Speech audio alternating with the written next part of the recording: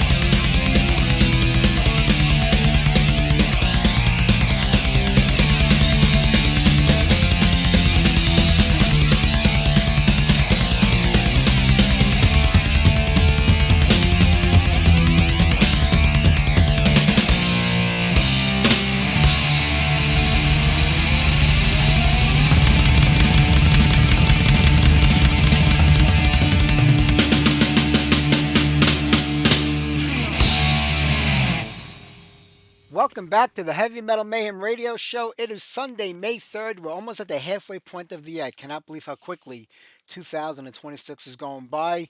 Hope everybody had a great week out there. Here in New York, I mean, we get teased with a little bit of that summer weather. We get a nice warm day, and then the next day it's cold, and it's been going on and on like that for the entire month of April. Besides all the rain we get, but that's natural. You know, April showers bring May flowers. I'm ready for the flowers. I'm ready for the heat. The pool is open. I'm ready for a barbecue. I want to get this summer going. So please let the good weather come in. The weather gods, let the good weather come to New York City as soon as possible. We need the heat over here. Hey, we got a great show for everybody tonight. Ronnie Van Lendenberg of Temper Steel and Rage of Venom. Right there, Evil from the band Evil. I love that EP from back in the day. The band hasn't put out a new record in about 4 years. I think Book of Evil was the last record they put out. We've had Freddie Wolf on the show many times over the years, and he's such a nice guy and such a good guy to talk to. So hopefully this year, next year, we'll get new music by the band. We'll have Freddie back on the show again, and it'll be great to catch up with him. Ah, there you go. That's a lot to say in a couple of minutes, huh? All right. Well, it was a great Sunday over here in the Catricola household. My son and daughter were over here with their wives and husbands and my grandkids. So we had a nice Sunday dinner. The last 2 years was kind of difficult with my mother passing away, then my father. It's nice to get back to those family dinners again on a Sunday.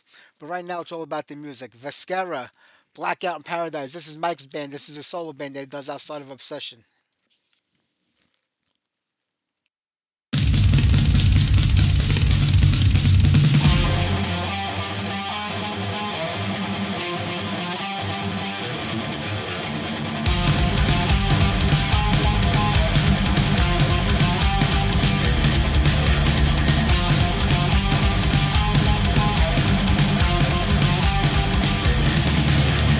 Don't waste your time. Keep down in line.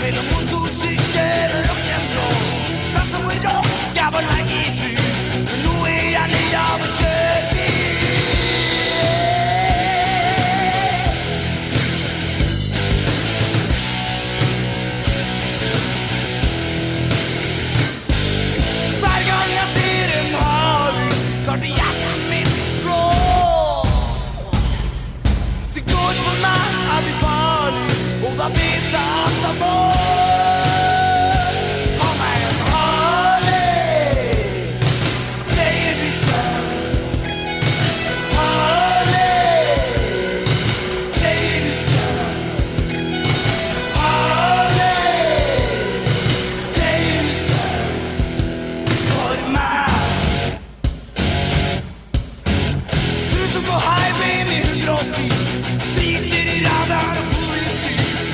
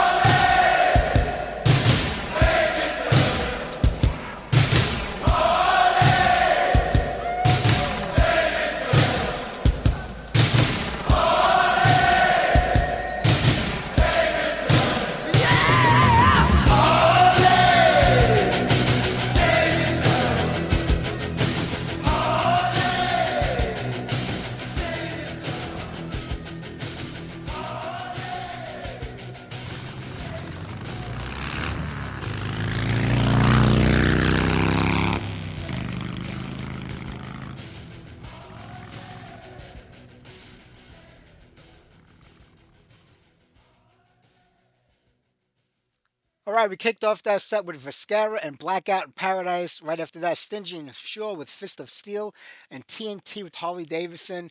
I know the band had a great success with Tony Harnell on vocals, but that first record to me is my favorite. Don't ask me to pronounce the name of the singer.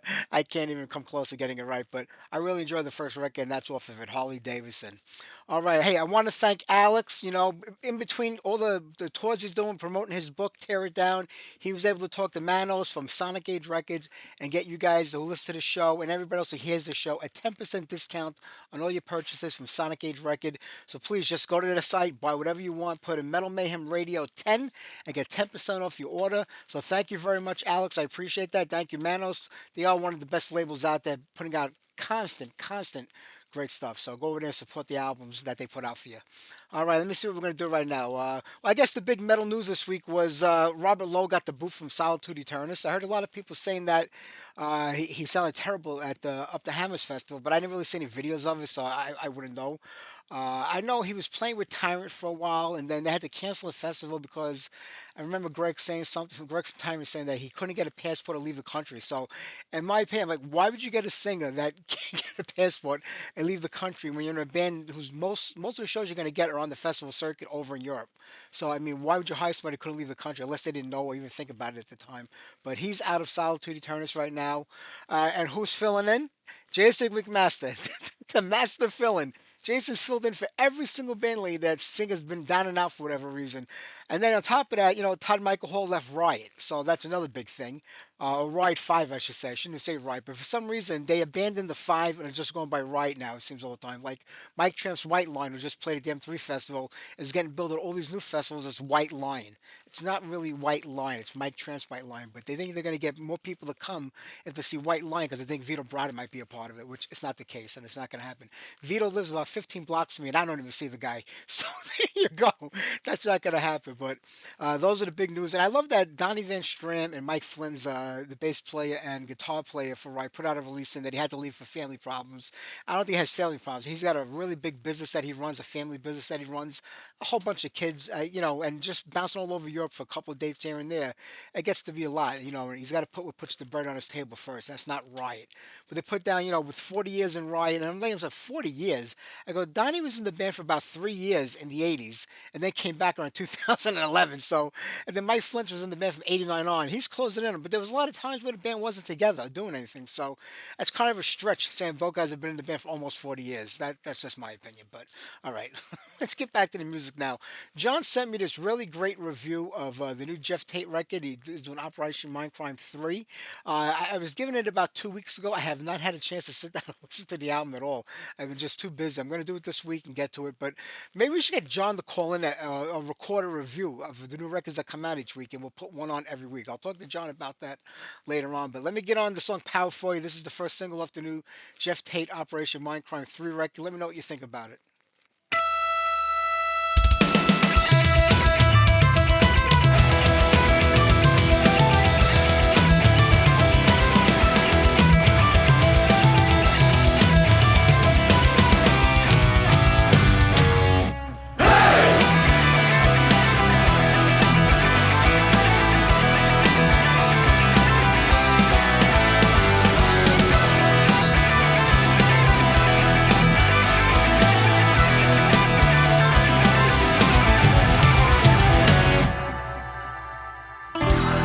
The world is all wrong in my mind.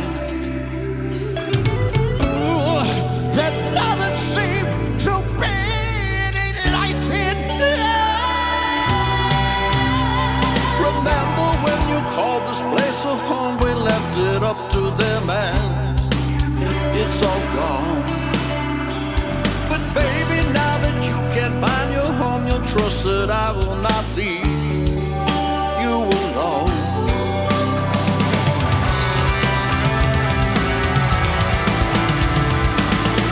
We speak the word power. The word is whatever the fuck I want it to be. We need the word power. The word is power. can still save the world.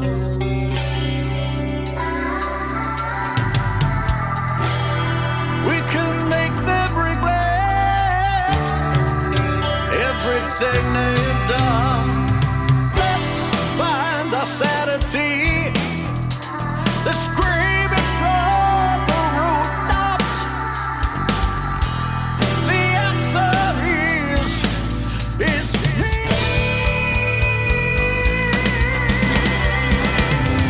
We speak the word power. The word is whatever the fuck I want it to be. We need the word power. The word is.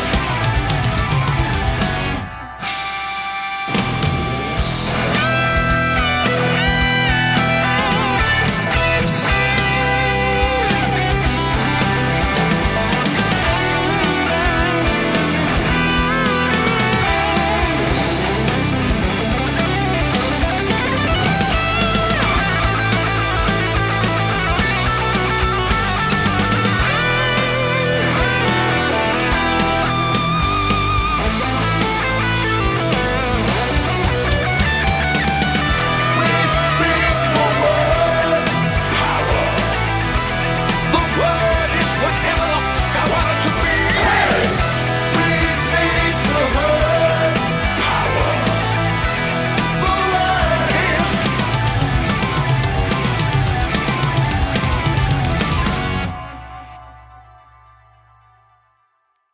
All right, there you go. New Jeff Tate with Power. I think John's review was right on the money. We'll talk about that later on. I think we're gonna have Jeff on the show sometime at the end of May, I believe. I'm not too sure. I have to check the list, see when these interviews are taking place. But you know what? Right now, let's get some Tempest Steel on. We got to give Ronnie a call in a few minutes. Let's do Black Ice.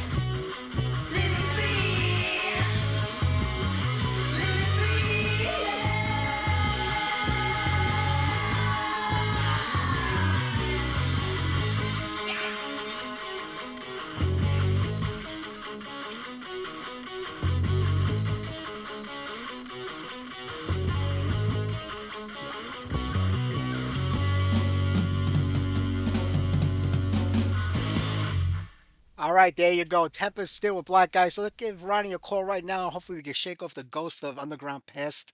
Here we go.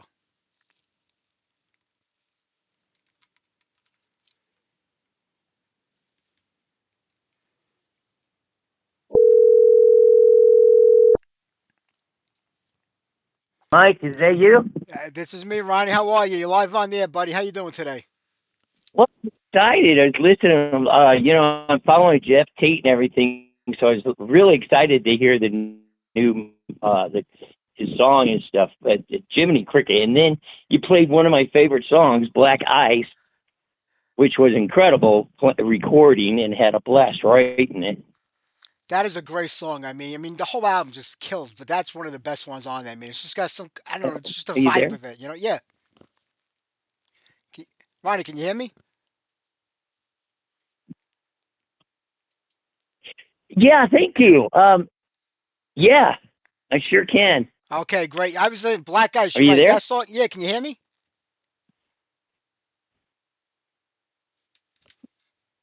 Yes. Okay, yeah, we're going in and out there. I was just talking about Black Ice too. I was like, what a great song. It's got such a killer vibe to it, that tune.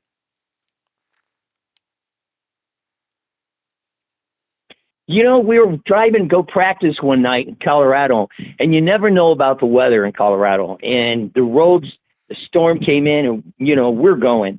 And when we got to practice, that was the first song that came out. It came out of the air. We had to write it.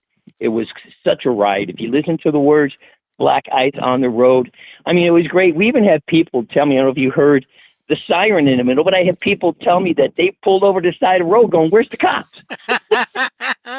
That's great, man. Yeah, yeah, getting a lot of snow in Colorado, so it gave you a lot of great reasons to write that song. But how did this whole thing come together with the band? How did it all start for you? Well, growing up in Denver, I was playing a scene with a band called Myth, and that broke up. We were doing copy tunes and playing all the gigs, doing, the Skinner, the Iron Maiden, Judas Priest, and all that stuff. And then one day I moved into this guy's house, one of my friends growing up in high school. He's looking for a roommate. And one of his friends come over and sees my guitar and starts playing.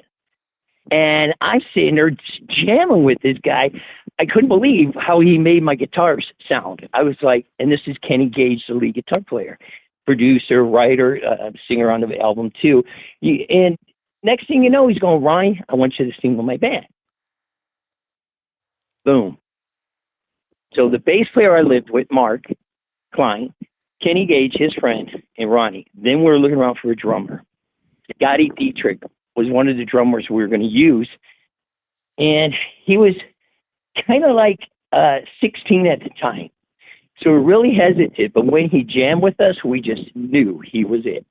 That guy that's playing on that drum set is Scotty Dietrich. He's only 16 years old when we Wow, recorded that album. that's amazing. What a sound that kid had for And such a there young you go. age. He had a You great got sound for a Tempered young Steel. age. Denver's a pretty big city, so was it difficult trying Yeah, to find the guys to play with?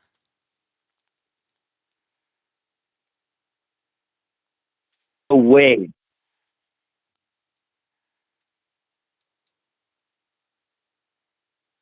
We're looking around and trying to find people. It's got to have that click. It's got to have that oomph. And finally, when Scotty came the audition, and we were just so psyched. We were really liking his look. We liked the vibe he was giving. And then when he started, he acted like, I swear to God, it was this thing that all of us came together on his brain line, and we were all there, just knew what the heck we were supposed to do. And that was it. We started writing these songs, and Black Ice was one of them. Scotty's drums track on there is incredible. He did a great job. That he absolutely did, and but now you four guys are together now. Did you already have an idea musically where the band was gonna go, what the sound was gonna be like?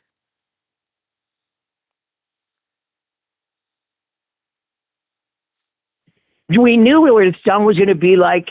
Yes, we wanted to go forward. We were, there was, we all agreed on the same thing. We wanted to be original rock band, and write our songs to the people, and blow Denver, put Denver on a map. Well, that you absolutely did. There's no doubt about that. And everybody kind of lumps you guys into the to the heavy metal category, but you were really just a great hard rock band. Yeah, we played whatever came out. We agreed on and whatnot. We had a bunch of other songs, but there's songs on there that the movies and Kids on the Street, Music in the Air, that were these commercial songs, and we just felt like it was part of the band. It felt part of who we are, trying to take it to the next level. And honestly, we're trying to look for radio play because back then in the '80s, it's tough to get on the radio. So we figured we'd throw some commercial tunes out there, and then once they hear the commercial tunes, maybe they'll listen to the heavy metal stuff, like In a Second, The Light, Four Walls, Black Ice. Very true. Ronnie, we got a little bit of a delay between us, so if you don't hear me talking, I am talking. It's just taking a while to get through for some reason. I don't know why we have such a delay, but yeah. But like you said, you want to get radio play because that's how you're going to reach the masses. I mean, I was a tape trader back in the '80s, Yep. so I remember getting a demo tape from you guys around the end of '86 or sometime during '87. I don't remember the years. I barely remember yesterday, but I remember getting a demo tape with like 4 songs on it back then, so I knew there was something good that was going on. Yes, that was done on a 4-track recorder. Like I said, Kenny and Mark were brilliant. I was new to all this. It was amazing how they bounced everything down on that demo track you got. That demo track opened the doors for Kim Fowley wanted to produce us. Really? How did that come Yeah, about? and Just then from hearing the demo? just hearing the demo, Kenny, we sent out packages. You got one of them. Kim Fowley got one of them. It's just the chance of luck. He listened to it and wrote. I still got the letter, talking about how he can. We got a great sound, like you said, and what we could do and go forward and whatnot.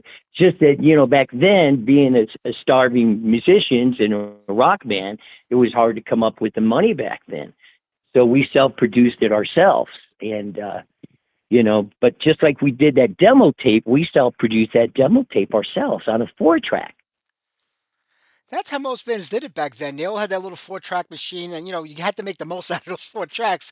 And you guys seem to have done that on that demo tape. And just to get Kim Fowley interested, I mean, people kind of remember the Runaways. You work with Wendy O. Williams, Kiss. I mean, countless bands I can only Yes, think of and yes, imagine. yes. And it was really neat because at that time we started to gather some publicity. We were in, I don't know if you remember the magazine Painted Black. We were in the magazine with Metallica. They were talking about Metallica being up and coming and Tempered Steel. So it was really neat to start getting the publicity after doing the album and seeing the recognition. But then, one thing led to another.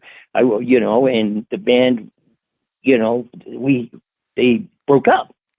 So we tried to keep it going with the three of us. And, it just gets, like you said, trying to find the right person to get in and fit those drums or fit that bass or play that guitar was tough. So we did. We kept going, and that's where we came with Music in the Air, Love Bound, and All the Kids, kind of commercial. But we tried to keep going. Well, after the demo comes out and then you have interest on Kim Fowler, you guys are going to the studio again and then record the record. But you did it all on your own, which was a kind of a big thing back then. Not a lot of bands, put out their own albums. It was an expensive proposition for anybody, especially a bunch of kids. Exactly. Working 40 hours a week, going to the studio, closing it down, getting home late at night, back up the next morning. Yeah, it was tough. But once we got it done, and like I remember when I had the headphones on doing Black Ice, it was incredible. It's like, this is us. I mean, we pre-rehearsed over 100 hours before we went in the studio. So we were ready.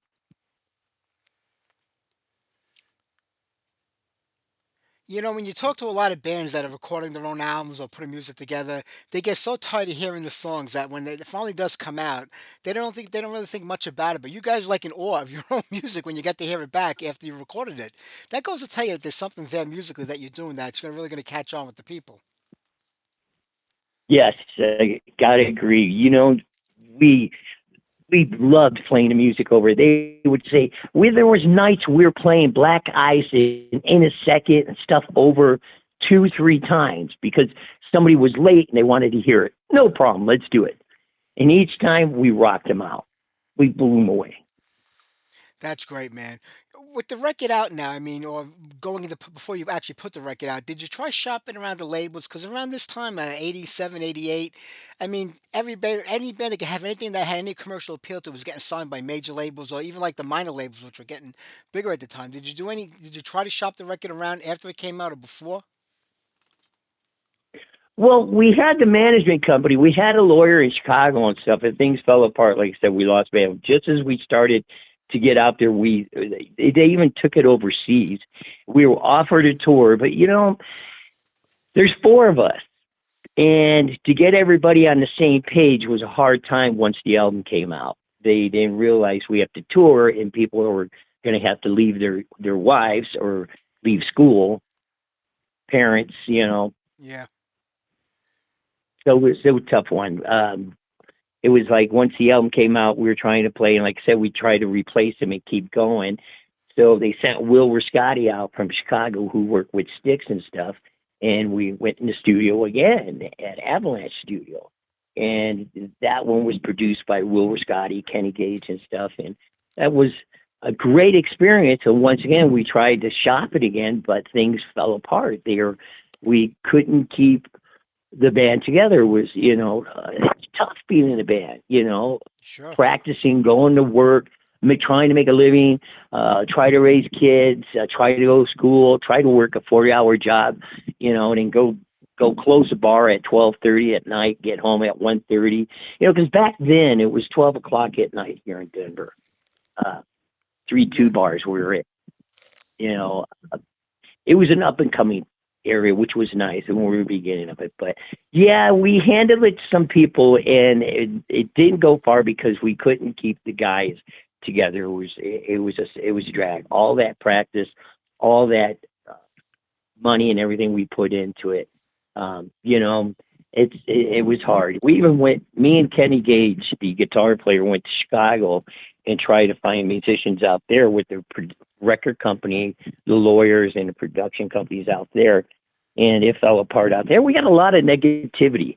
Everybody wanted us to play Iron Maiden and Judas Priest. We wanted to play originals. That's how it was back then. But it's true. You have to go all in. You can make it, you can fall flat on your face and never recover from it. But it does get harder because as the commitments in your life start growing, like it says, family, kids, a job that pays you every week, for coming in, it's kind of hard for some people to say, I can't lose that, I can't let it go. But when you get into a band, unless you say, hey, look, I'm just doing this for fun, like a weekend warrior type of thing, and we'll play here and there. When you go all in with three or four other guys, you got to be committed to do it, to make it happen. And I wonder, do you think if everybody did do that, maybe another record would have came out, and maybe that would have been the one that broke? Oh yes, oh yes. Like I said, we had more songs we were working on. The four of us, me, Scotty, Kenny, and Mark. Oh yes, we had more songs. We were ready to go out. We were so excited. But when you have to deal with parents and wives, it kind of makes it hard.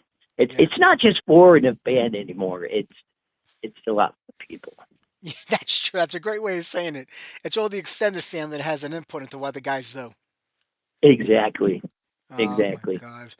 But when you went to Chicago, were you able to put any kind of band together over there? Or was it just the two of you and nothing really materialized after that?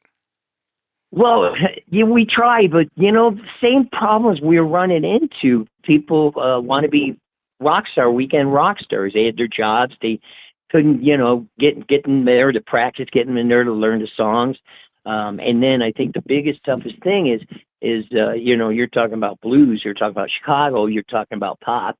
They want us to play, Skinner and stuff at that time that we're an original band. and we wanted to keep our album going and our original music going. So we had a tough time finding anywhere to gig.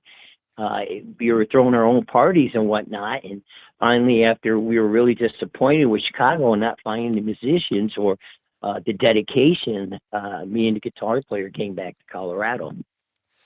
Did you ever think about going to LA? Because I think your band would have been a better fit in Los Angeles. But going out there in the late '80s, I mean, it was a hard scene to get, to break into. I mean, there were so many bands out there already taking place and things happening. But I feel like you guys would have been better off out there. Was that ever an option or a thought? We're doing great here in Denver. We're gigging around Denver, being the local heavy metal band. Like I said, when the contracts came up for the tours and stuff and the record companies, we had a lot of negativity and we couldn't get over that negativity. They wanted this, they wanted that, and you got to pay your dues.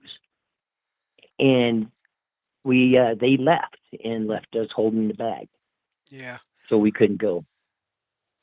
Well, paying your dues is part of being in a band, and that's the way it usually works for a lot of bands. But I mean, I would imagine. I know Colorado had a great metal scene in the '80s. There was so many bands in that area. I mean, was it difficult Yeah, latching on to them? I mean, was it like a united group where everybody kind of band together to make the scene happen, or was it every man for himself? I think you nailed it. It was everybody helped themselves. We had guitars break on stage, literally. I'd be jamming out and boom, hit the guitar player's guitar just in the neck broke. So we're picking up the phone. Here comes our buddy with two guitars from another rock band. Yes. If they needed a PA, me and Kenny were loading up and going to help them. Yes. Colorado was very supportive with the rock music and the rock bands. And I believe they still are today. That's the way it has to be. I mean, you're all in it together. If one band can further another band, and then down the road they help that band. I say it about all these big bands. You see a band like Metallica. They came from that underground scene, playing the small clubs for years, working their way up there. They'll take out somebody with them that already has a following of their own. Why not take out a local band, a young band, and give that band a shot to become the next Metallica, to become the next Judas Priest, become the next Iron Maiden? And, I know it's all about buying onto these big tours, and whoever can pay the most money to the management company is going to get on those tours. But there's a thing called payback. Bands did that to you, so I feel like you should do the same to them because when all of us are gone, who's going to fill the gap? Who's the next big rock or metal band coming up? Yes. Good point. Good point. It's crazy. Well, Talking about. you're reminding me a lot of growing up there, and like you're saying, the bands came together. We were doing a big gig down off of in Thornton, off of 84th and I-25, and we needed an oral cider. Boom, guy was there in 20 minutes, and we rocked that place. We packed it. It was really neat to sit around and see this stuff, but to get that push over that hill was tough, Yeah. very tough. It is, but I'm glad that you guys put this out because you know what, this is like a legacy. This album lives on. I mean, I think didn't you somebody try to put this out again about 5 or 6 years ago on CD? Were you involved with that? Yes, we put it on and we tried to do what is it, all the radio, Spotify, the internet and everything. Yes, we had the CD made now. It's on CD too. Not only it's on the album, but a CD. The album became a collector's item. I can't believe how much people were paying for that album. You could buy So a we were house. like, well, there you go. So we went in and we made the CDs and started in and invested in finding more, how do you say, promotional people like record companies and whatnot that like, I think it's Disturbed or one of them that put it on Spotify and everything. Of course, once again, you have to have money to get these people to do this. But yeah, we did. We tried to push it again, get it on the internet on Spotify and those guys. I forget their names, but yeah, we did. Is it still available for people to buy if they come across a copy of it? Do you still have any more to sell? Yes, we sure do. We got a handful of albums that we found in, stashed in the basement of the house packing, moving and stuff. Oh, so we got a couple cases of albums. And then we got a bunch of CDs still. It's neat. I'm giving them out in New Mexico here. I moved down and people are listening to it and they're loving it. And they're the same question. Why did you guys make it?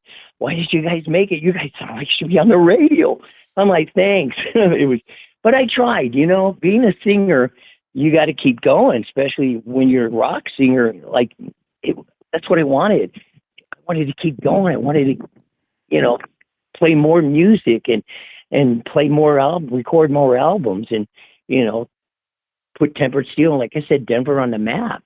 Yeah, true. When did it all end? When did it finally break up? Was it after the move to Chicago, or did you come back to? You know, you went back to Denver. Did it continue on there for a little bit? What was the year that it officially ended? No, once I think once the we did the release party and the album in Chicago, we tried to get the band together, like I said, and playing there and whatnot.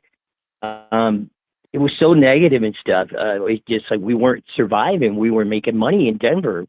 We were barely surviving in Chicago. So me and the guitar player just took off and came back. We tried it here, but it was rough.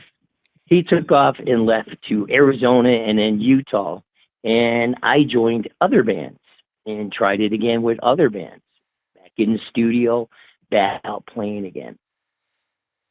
Does it get harder each time you try to do it and make it happen? Because, the scene does change. I mean, in the 90s, grunge came around and then it was new metal and all these different variations on metal or hard rock. And now it's come kind of full circle again, back to the 70s and the 80s and the stuff like that. But did you find it to become more and more difficult as the scene kept changing around you? Or were you going with it actually, musically?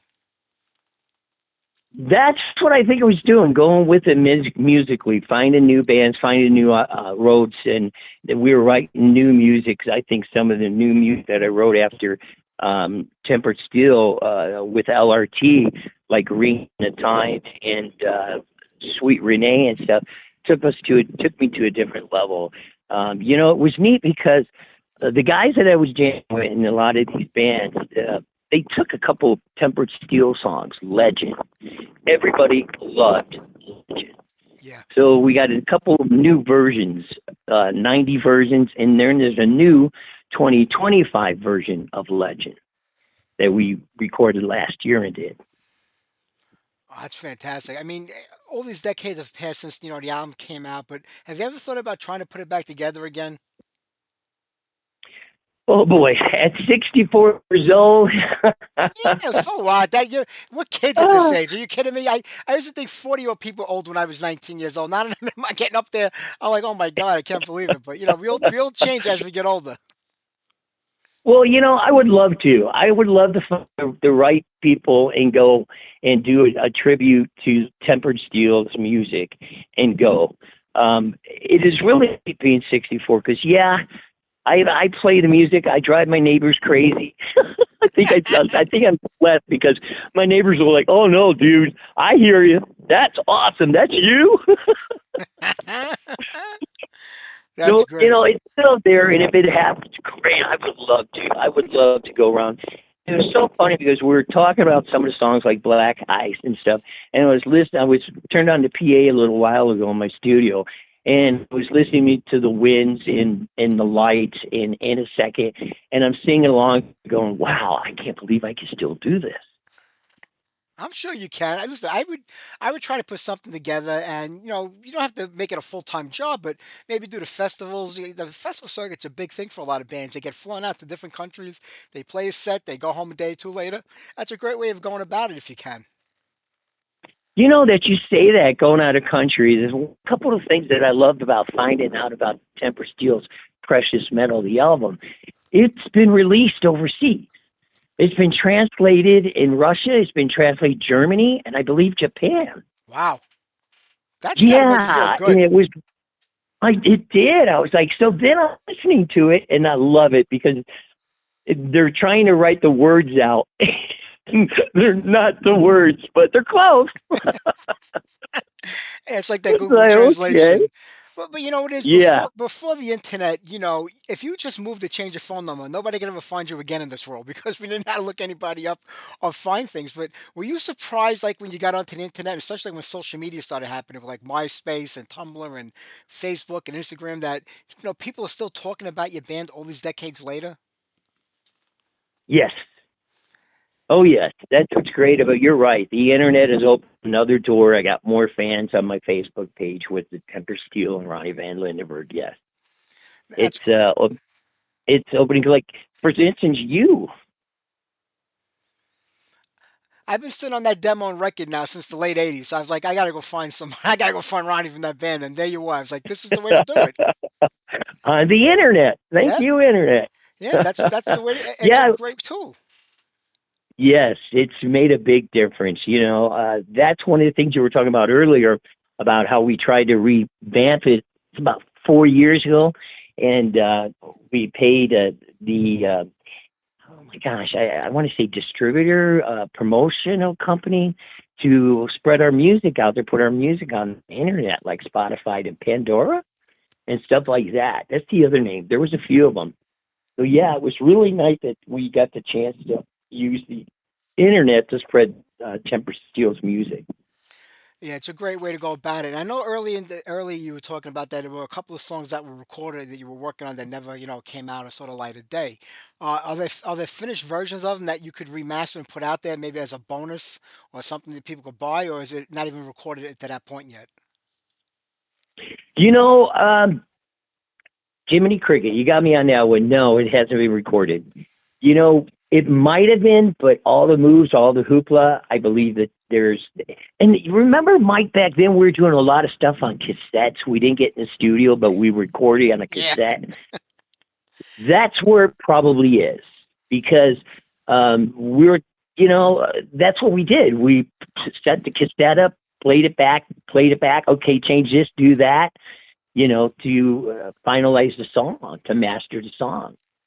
Oh, absolutely. I mean, those songs that didn't come out yet, were they all recorded around the what do you call it, the time of the album, the Precious Metal record, or were they recorded maybe later on where they had a different vibe to them or a different sound? Yeah, they were all recorded at the time that Timber Steel was in the studio. What happened was, like I was talking about before, a year or two after we lost the bass player and the drummer, we replaced them with other and added guitar player and keyboards. So it did change the sound. That's where Music in the Air came from. That's where Lovebound came from. I don't know if you heard Lovebound on the album. Yeah, absolutely. I thought it was great, but it took us to another level. We got different, new influence, new writers, new voices. It kind of lit up the band again. So we were writing again, and all the kids, Lovebound and Music in the Air came out. So we put them on the album. Until today, this is still one of my favorite records. I play the hell out of it. Ronnie, I'm gonna have to let you go in a few minutes because I want to play more music off the record. I got another guest coming up behind you, but my guy, I mean, try to do Sounds something. I good. mean, I want to hear more music from you, so try to do something, even if it's just a studio project or songs that you release on your own, because you got a great voice, a unique voice, and I'm sure 64 is still holding up, so I wouldn't worry about that. Thanks, Mike. Really appreciate it. It's been my I pleasure. do have some new stuff that I record. I'll probably send you later. I'll I get would your love to hear that. information and send you another CD. You Uh, got it. that would be great. I would love to Awesome hear that. speaking with you, Mike. It's been my pleasure. You take Sounds care, great. I Ronnie. will You do have a that. great night, my friend. Thank you. And thanks for the compliment. We busted our butt off doing that album and self-produced it. And to hear somebody like you appreciate it, that's really cool. I'm not the only Thank you. one. A lot of people feel that way. You just haven't reached out to them. You haven't found them, but they're there. And the ones that listen to my show have heard me play your music over the last 18 years on and off. So we've been doing it. I'm waiting for Awesome. new music from you. Appreciate it, Mike. Thank you, My pleasure. sir. Take care, Ronnie. Have a great night, my friend. You too. Bye bye. All right, let's get on some more Tempered Steel. You know what I'm going to play? This is one of my favorite songs, Distant Watcher. Let's get that on.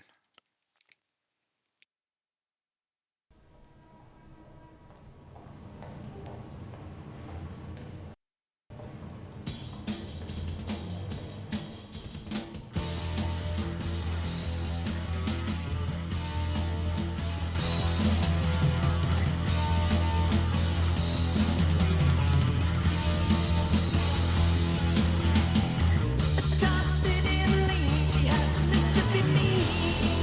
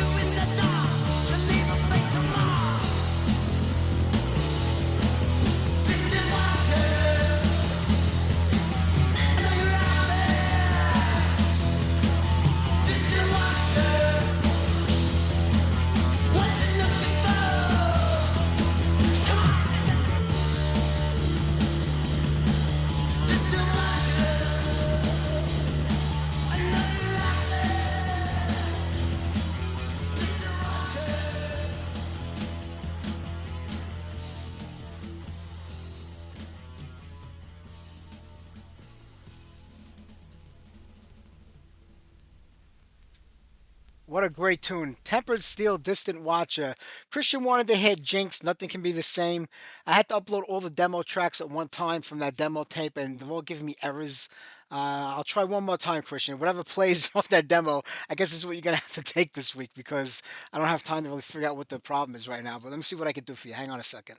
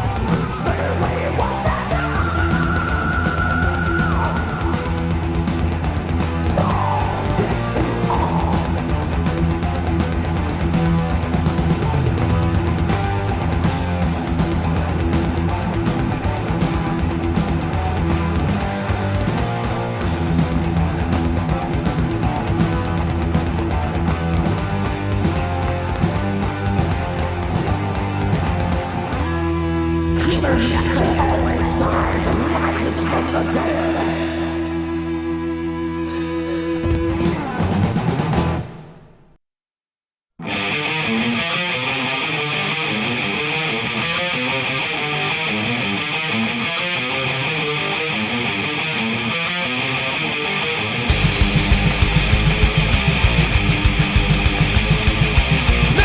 men, cast once more to the end. Warriors about with power, kill, descend. Militia of blood, troops of hate march to die. Soldiers of hell, veterans of death, arise. Prepare for attack, body will burn. In this war, there's no return. Prepare for attack, death will arrive. Your orders are clear, no way to hide, fight for death.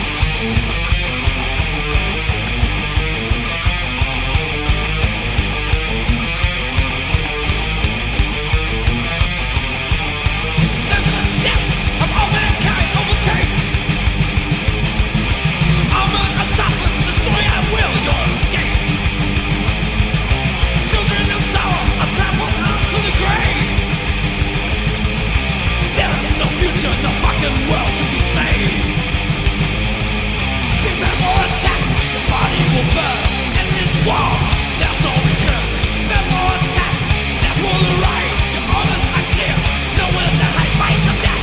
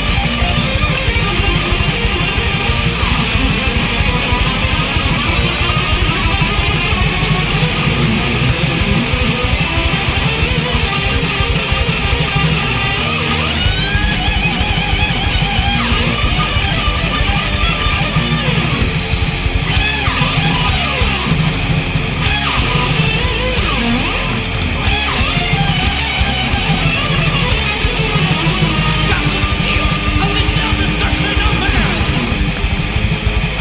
Rain of death, what is the final command? Sectors of hate are dropped upon this earth. Clouds of terror destroy our hope of rebirth. Prepare for attack, your body will burn. In this war, there's no return. Prepare for attack, death will arrive. Your orders are clear, nowhere to hide. Fight to death. Fight to death. Fight to death. Fight to death.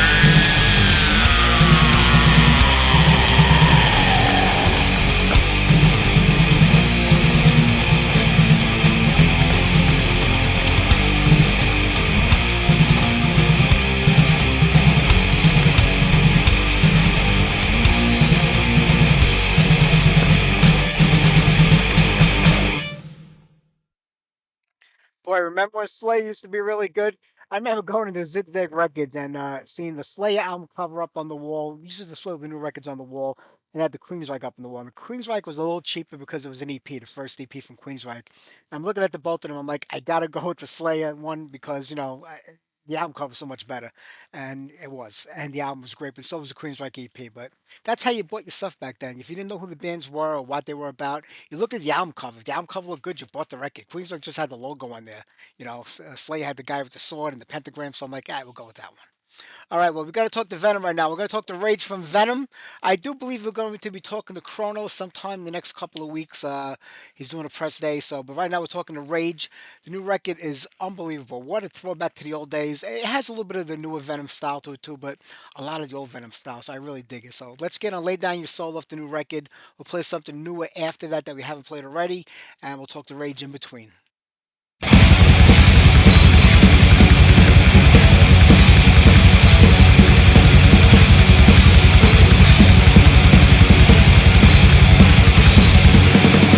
Anticipation,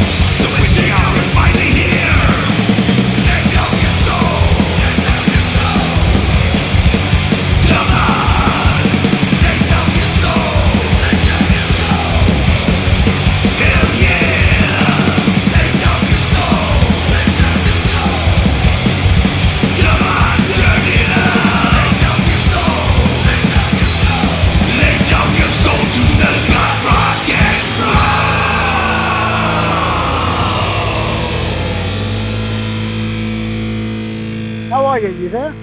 Yeah, I'm here. I've been here all Okay, the let me thank you. time. There we go. I'm horrible with technology. You got to forgive me. How's it going, dude? It is going great. It's going even better Oh, now don't worry, because, mate, man. I'm. yeah, I was saying it's going to be even better Cool. now because we got brand new Venom coming out. I mean, this has been a long wait, man. You guys really killed it on this album. Oh, good, nice one, pal. Nice one. What a great job. I mean, 8 years since the last record. I'm glad you guys came back. I mean, with this new record, was everything kind of like just done recently, or was it building up over the last 8 years a little at a time? Yeah. Well, what happened was we started it during just before COVID, and then obviously COVID hit lockdowns and stuff. So we took that time. Myself and Kronos, we've had home studios for years. So we decided to like sort of, we didn't talk about it, but we just did it. We ended up upgrading our studios because all you could do was order online. Yeah, true. So we just ordered loads of shit. So we did that, and what it ended up doing is really unplanned, like not subconsciously. We ended up like the songs that we were doing were like really weird and atmospheric, and we were sort of like using different, like I started to use different delays and stuff like that to build up sounds and all that. So the songs came out really progressive, like sort of longer, because normally we get together and we'll jam on an idea and it'll become a Venom song. It's very, it's not that often someone will come in with a complete song. It does happen, but normally it'll be like a riff. We all jam for about an hour. 59 minutes of it is terrible, but there's a minute that sounds brilliant. So we didn't have that because we couldn't get together. So we were writing, like I was writing 8 and 9 minute songs, just like going off on a tangent. So we ended up getting back together. We started to change the songs around, make them shorter. And then we had a massive disaster where we'd actually recorded it probably after about 2 years after COVID. And when we were doing the guitars and the bass, we found out that one of the microphones on Dante's kits had the file was corrupted. It was like intermittent. It wasn't all the time, and it wasn't like it was. You just hear this little click, and then like a click, and then it was just happening like maybe every couple of minutes, and we didn't think anything of it. We thought, oh, the speakers. But then when we took the drums home individually, it was on the hi-hat, which is the one that gives you the timing, because we didn't use a click track on this album. So we literally had to start recording everything from scratch. And, it was just, that was devastating, but it was the best thing that's ever happened, because the songs, we went back to the demos and changed the songs, got the original vibe, and we changed some of the lyrics and some of the riffs, and just had a whole new, just fresh approach on it. Sort of got away from that old mindset of things and just like went, this is what's going to happen. And we moved record companies. So it's been this big, massive build up, and it, after 8 years, you don't want to wait 8 years, but I think it's meant, the universe has said, this is how it's supposed to happen. Yeah, this is the time. The album's supposed to come out this year. You're supposed to speak the mic on a Friday night. This is what it is. Absolutely. But I'm glad that it is. And that's got to be devastating, because when you record something, even though you're a professional, you write the songs, sometimes you capture that little bit of magic when you record it for the first time that you can't kind of repeat later on. Or you say, well, I don't remember what I did, but just something came out of me. So, I mean, when you went back to redo it again, were you able to get pretty close to what you had the first time? Or it sounds like you actually improved upon it because you were together again and you had that little bit of magic going. Yes, some of them were dropped. Some of them were completely changed. It's exactly what you said there. I think, without talking about it, we've been together for 17 years now, and I think little things like that is always in the back of your mind. You don't have to talk about it, because there is that. It's like when you record a demo and you do something really good, and then you try to replicate it, and you go, why can't I do that again? Like that. Yeah. I did it the first time. It just, a happy accident. And I think because of like the sort of the atmosphere and the like the disappointment in that, I think we were all agreed in our heads, like, yeah, right, there's a reason why this hasn't happened. The universe is saying, boys, you can do better. So we just went back and, we pulled some of the demos that we hadn't sort of jammed on. Live Loud, that was one of them. We heard it and we went, all right, okay, brilliant. And Kronos actually went, you know what? I've got a brilliant idea. We're going to put that one in and we're going to drop this song. And it was like, let's do it. So Live Loud, that was one. Legend, that was a completely different song, different title, different theme. It was completely about something, it just sounded, a couple of bits sounded the same, but that one become really cool on the album. That, it become this massive sort of Celtic black metal, and that didn't sound. It sounded more medieval, Eastern European medieval. Yeah, no, you're right. It does. It has that vibe to it. Yeah. Yeah, and that song, if you heard the original, you would go like, "Oh, right, that sounds like some Baroque like metal," and now it sounds like this sort of, Gary Moore, Wild Frontiers meets black metal. Yeah. Well, about a month ago, you guys released Lay Down Your Soul. And when I put it on, I was like, oh my God, this is taking me back to like the 80 era of Venom, the early days. Yeah. And then Kicked Out of Hell comes out just recently. And I'm like, well, this sounds like the newest stuff. But then when you play them both together back to back, like it's Venom. There's no 80s, 90s, or 2000s. It's Venom. Venom's so distinctive in the sound that all the eras kind of blend together and create that unique, sound that makes Venom Venom. So after I played both, you guys say, you know what? The other one's not really old. It's kind of new, and this one is new, but it's not really old either. It's just like a mixed bag, but it's all Venom. It's weird, isn't it? I think the biggest thing, and unfortunately for all the other people who have maybe been in Venom and all that, Kronos' voice. It's the anchor. It's that bit where if you listen to the music and you feel it's pulling away from what you have in your head that Venom is, you hear his voice and it pulls you back in. It drags you back in. And that's really, you're lucky when you've got somebody like that, Lemmy, Rob Halford, when you've got people like that in your band, you can go so far away from what people think the band is, but you've got that sort of grounding point, that you go like, yeah, well, his voice is going to pull it all back. People are going to go, oh, right, yeah, it's Venom. And that, I think that's a major thing. And it's sort of like one of our superpowers. But it was like Longhead, when we brought Longhead Punks out and then we brought Grinding Teeth out. It just, Grinding Teeth is that sort of, my idea of trying to put Arch Enemy, Carcass and that sort of stuff into Venom.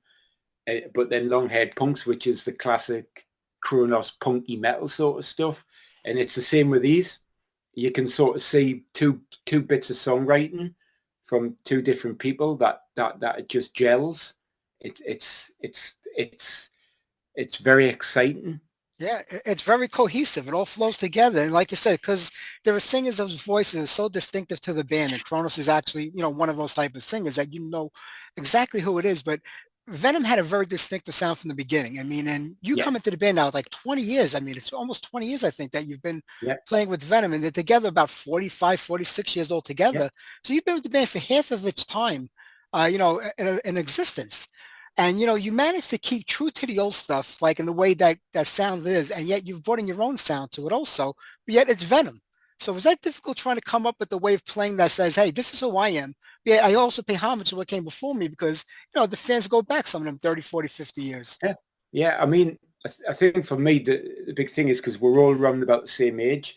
And like, for us, the 70s was probably the defining point of music. That sort of, that it got early. We weren't like in the 20s getting into music and stuff. I was brought up in the 70s, so I managed to hear that stuff right from the source when it was get created. I love Humble Pie, I love Rainbow, I love Purple, Rory Gallagher, and then that sort of gave me the foundation. just as a gift, Kronos and Dante, massive Ian Pace and Cozy Powell fan, you know. Kronos loves like the likes of Jethro Tull and then the punky sort of stuff. And then obviously when Venom were then creating black metal during the 80s, I was getting into Maiden, you know, but living in Newcastle, and then you've got Venom, Raven, Tigers of Pantan, all these bands like in your hometown, you know, that was just absolutely unbelievable. So you couldn't help but being touched by that sort of thing, because you had rock stars living in your town. Yeah. You weren't in London where, you know, all these people were. You were in Newcastle, and that was great because me and my friends were like, we can do this, you know, we can do this.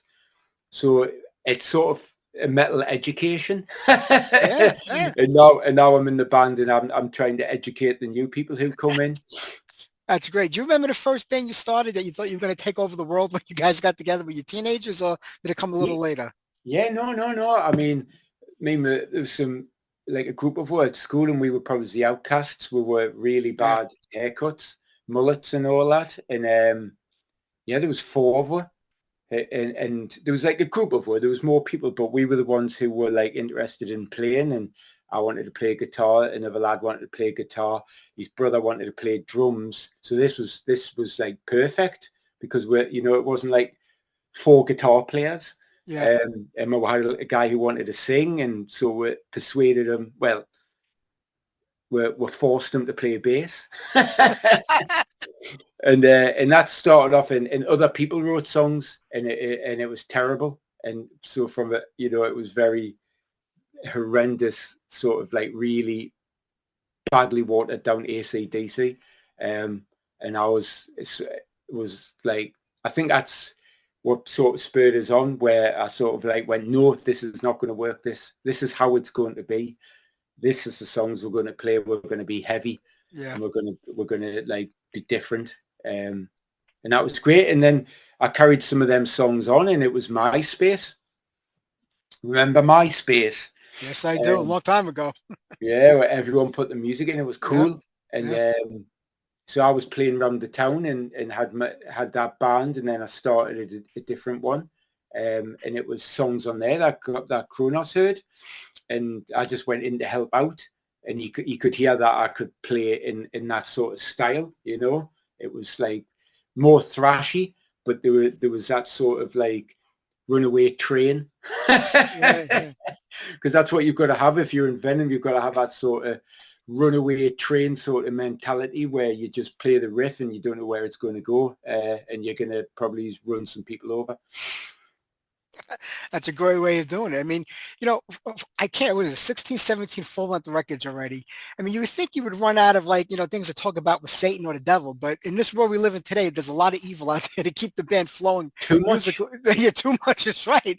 I mean, if Venom ever wrote a love song, I think, you know, the world would collapse upon itself. But, you know, you've kept steady to that topic of, like, just evil and bad. The early days was more satanic, and it was more of a, you know, like a shock factor to get people like into the band and stuff like that. Today, it's just about pure evil. And like I said, there is a lot in the world to write about today. Do you ever come up short on lyrics and just say, I don't know what to write about now?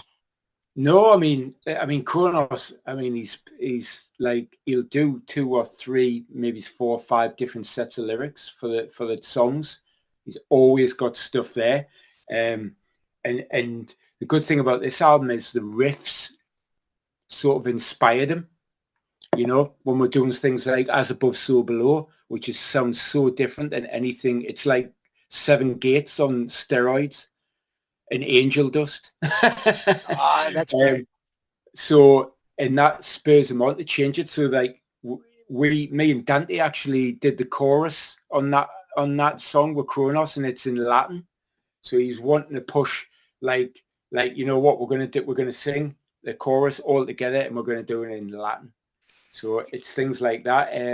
Nevermore is Edgar Allan Poe. It's a story of the Raven. So he's always wanted he's a massive Poe fan, and he wanted to put some of that in, but he didn't want it, you know, he thought it would sound cheesy and stuff like that, but he's done that. You know, we've got like Lay Down Your Souls, which is the classic. It's a tongue-in-cheek because it's got Witch an Hour, it's got fun. Welcome to Hell in, and it's almost as if to say to the older fans, don't worry, we We're haven't here. forgot about you.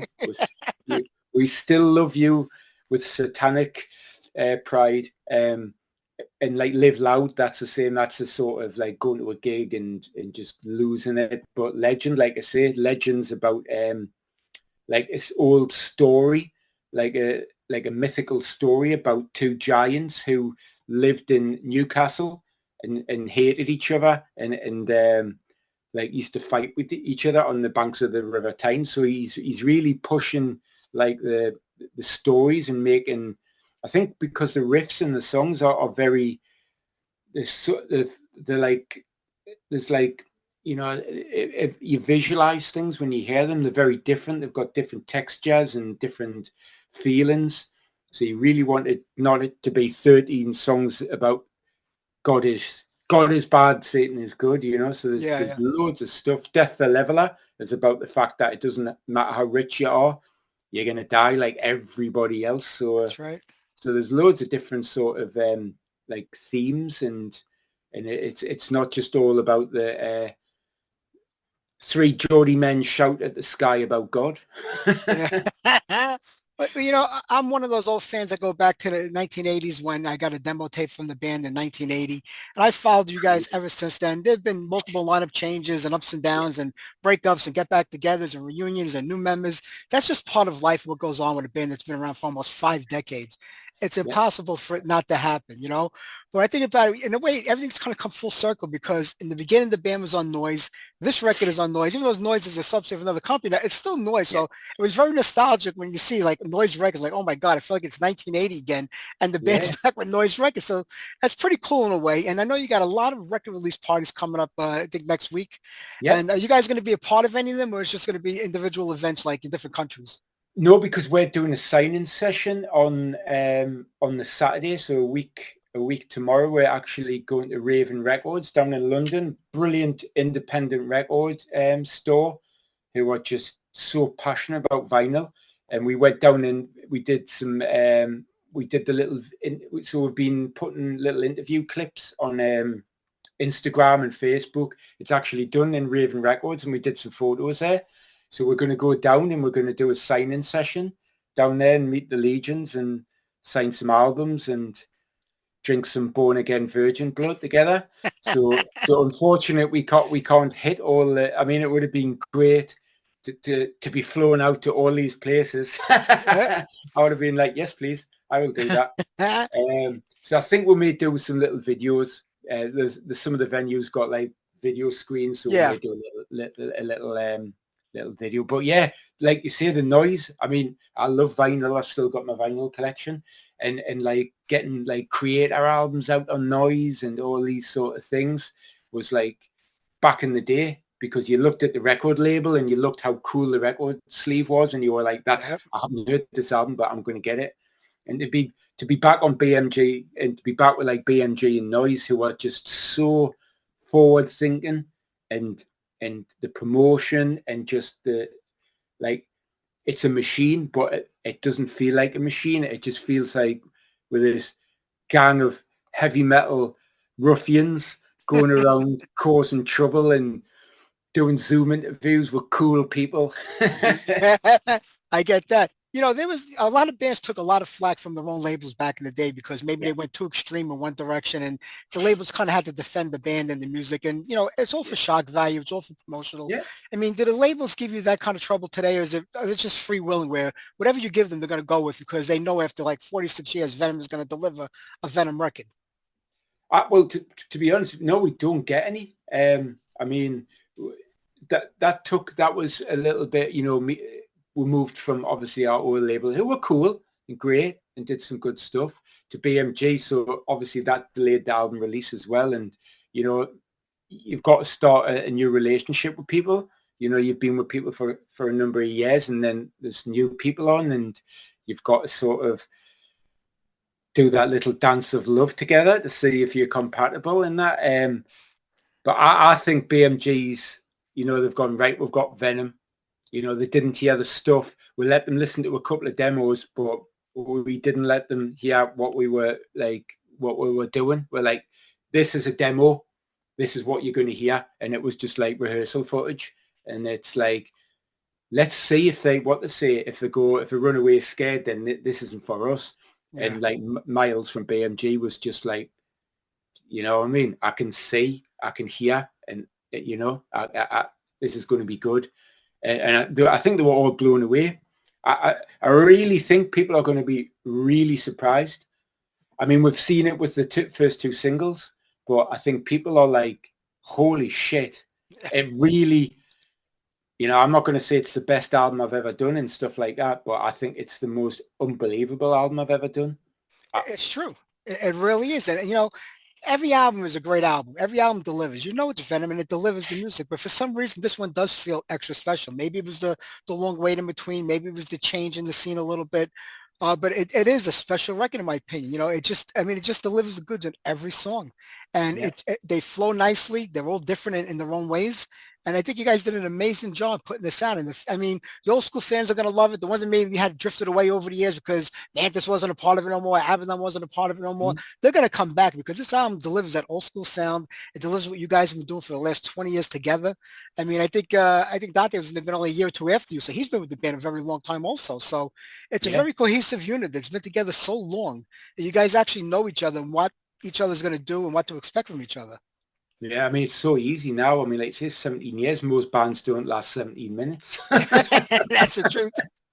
But yeah, I think so. I think a lot of people, I mean, I went down to see Creator in Carcass and Exodus to a gig, and, you know, some people came up to us, and there was one guy who was just like, I've been waiting for this for like 20 years. Like, you've done it, and just walked away. And it was just like, and he was like, and he was an older gentleman like myself.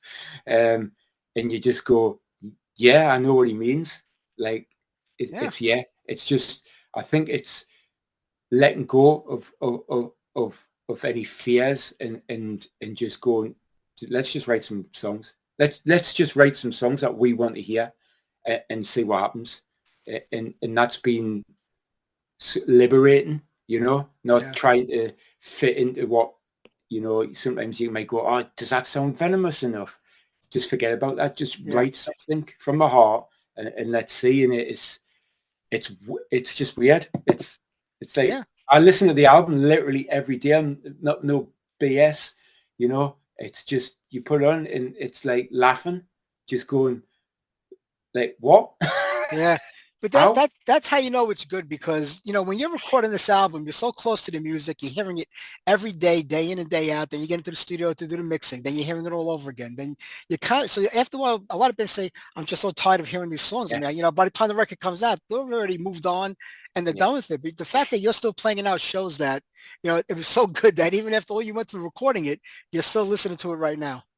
Yeah. I mean, sometimes, you know, like you do interviews, and like normally, you know, people are like going, oh, you know, I love your album. And what about this song? What about that song? And you're like, I haven't heard it for like 2 months because I'm sick of it. Yeah.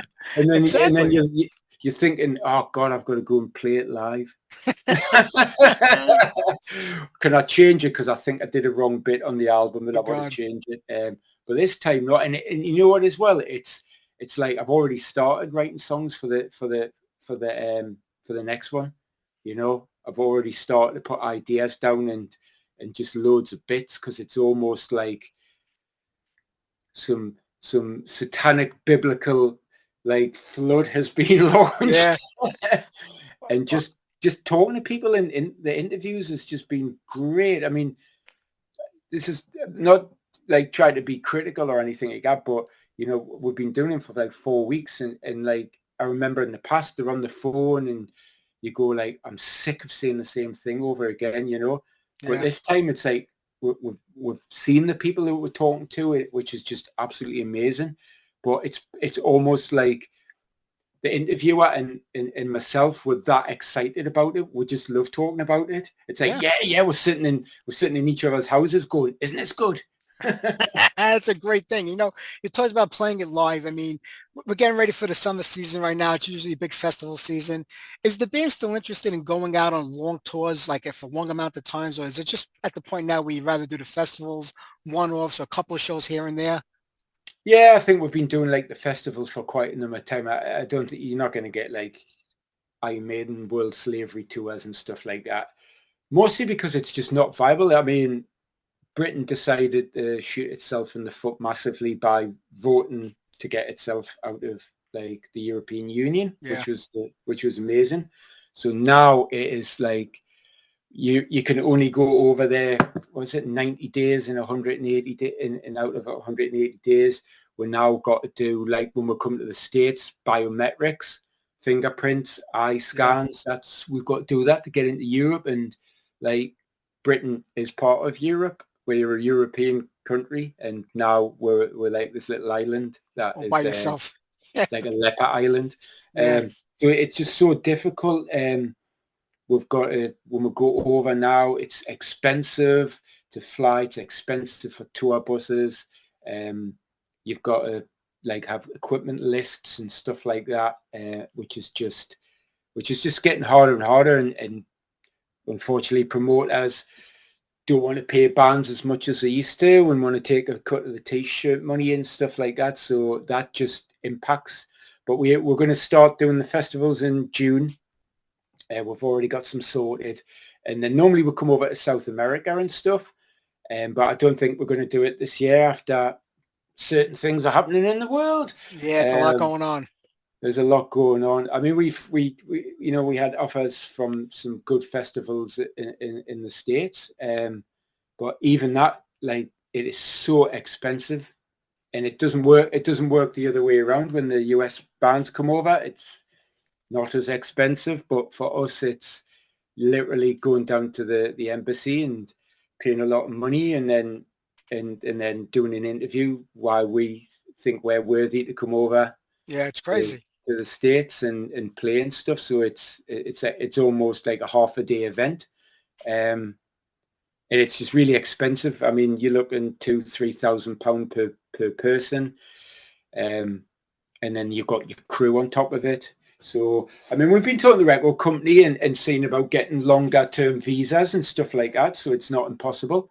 But we've been chatting. I mean, me and Dante were chatting, and we did some gigs called Lucifer's Rising, were Midnight and Dark Funeral. So it'd be good if we could try and maybe get that sort of up. It was like our own little tour, and maybe, you know, get 2 or 3 dates in different countries, and then come over and just sort of drop in, annihilate, go back home for tea. Yeah. That's it. I mean, the music business, the business part of the music business has really taken a hit over the last decade or so. And you're right. You know, I mean, Anthrax had to cancel an entire European tour because it was too expensive for them to do it. So when bands at Anthrax's level, no less, can't go on tour because of the money, we have a real problem over there. Because is music going to die worldwide? Is it going to just live where the bands come from because they can't travel and make money? It's just insane. I mean, and they thought it was bad years ago. I mean, it's probably even worse now. Yeah, and COVID 2 years, losing that. Promoters want to make them promote. Nobody made any money during that time. Everybody's trying to scramble to make that money back. Yeah, I think promoters, governments need to get together and just go, this is just a bunch of people wanting to put on a good rock show and entertain people and make people forget about how bad their lives are, or just, you know, things like that, and get together and make it mutual. It needs to be, everyone needs to be working together, not against each other. true. I mean, after all these years in the business and all these years putting out records with Venom, do you let any of the reviews or anything get personal to you? Because today we have a lot of keyboard warriors. They like to just talk and say nasty stuff for the sake of it. Probably none of them even listen to any of the music they talk about, don't know any of the bands that they're writing about. They just like to do it to get a rise out of people. I mean, does it get to you when people say nasty stuff about the band, or about, you know, not you personally, just about the band in general? No, I mean, the band stuff, it's, I mean, if it's, I get upset that it's not funny. Like, if people should be funnier. It's dead easy to go, you suck, but like, write something like that's really clever, funny so I can have a chuckle. I think the only bits that I really, really don't like is like when I first started, I think someone like fucking said like, I hope I die of cancer or something like that. That's vicious. And that was like really shit. But no, I mean, people can, it's just fucking online bullshit, isn't it? That's crazy.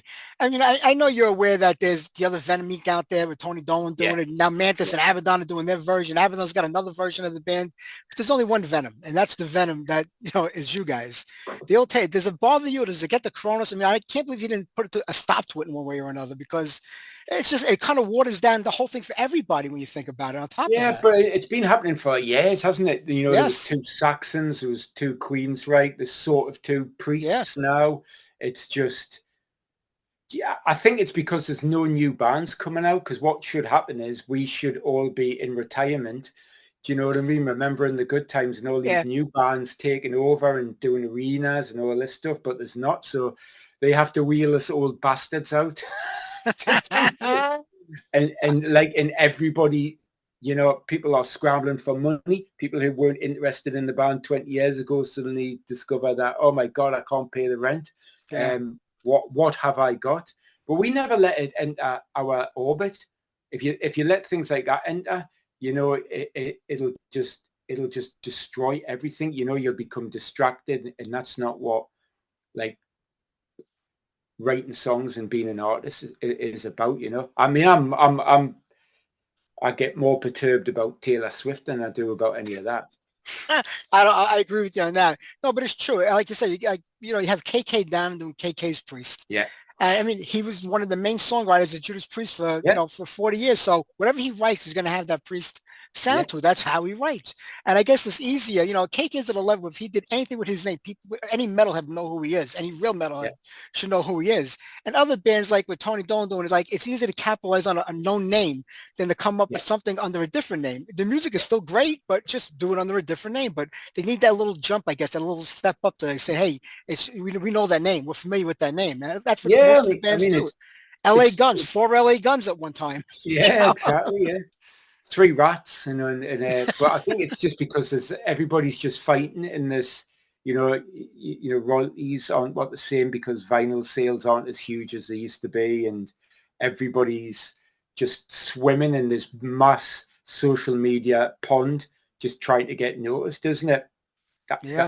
That's what it is. So, but we just don't let it bother it. We've been together for 17 years. It's the longest lineup, and it's just going to get the longest lineup.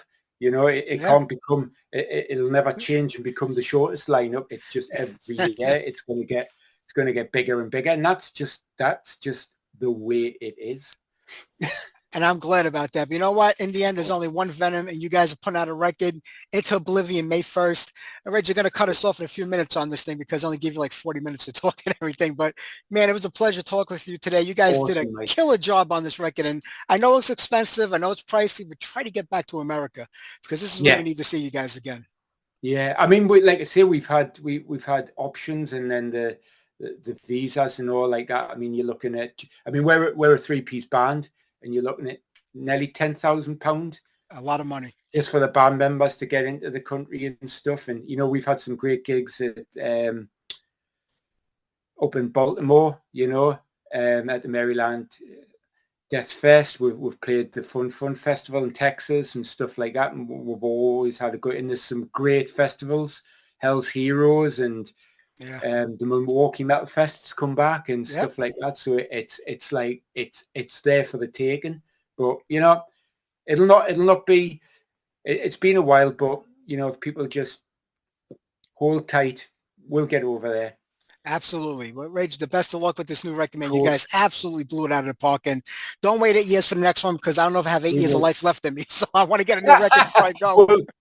We'll bring you back. We'll be right. Jumpstart the heart. Yes, right. Exactly. All right, my friend. You have a good evening. Take care now. You have an awesome weekend, pal, and all the best. Bye-bye. Right, see you later, dude.